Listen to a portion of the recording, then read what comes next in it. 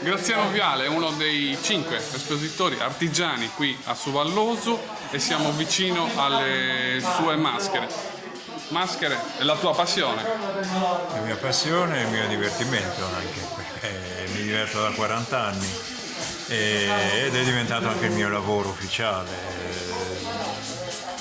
Cerco di trovare degli stili, dei modi e dei modelli che vadano bene per la clientela che ho, collezionisti eccetera. Studio e elaboro la tradizione, le maschere sarde. Ecco, il tuo lavoro è frutto di una ricerca, di uno studio. Qui siamo per esempio parliamo di questa maschera. Che cos'è? Quella è la maschera di Tsuboi, di Ottana, e quel modello in quella grandezza viene usato anche da gruppi di danza o di teatro che rappresentano forme etnografiche, diciamo, di scenografia, eccetera, eccetera.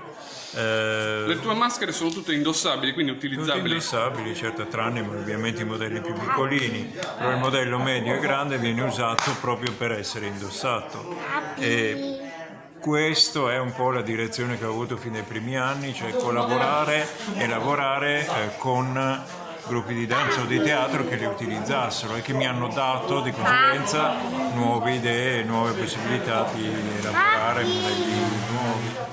Però tu non fai solo le maschere, diciamo maschere principalmente, ma anche la pietra e l'arenaria. Qui abbiamo esposti alcuni giganti. Certo, quella è la mia. Stavo facendola, Tato, sto facendola, mi sta facendo un'intervista. Vai un attimino con Gianni. Mettiti vicino a Gianni un attimo. Allora, eccoci qua. Allora, arenaria perché è una pietra tipica proprio del Sinis, con la quale sono state lavorate sia le sculture dei giganti di Monteprama, sia molte anche delle madri ritrovate in zona neolitica. Lavoro ovviamente anche la steatite in varie forme, sia per riproduzioni del Neolitico, quindi della Dea Madre neolitica, sia anche per gli scarabei, lavorati e trovati a Tarros e lavorati dai Fenici.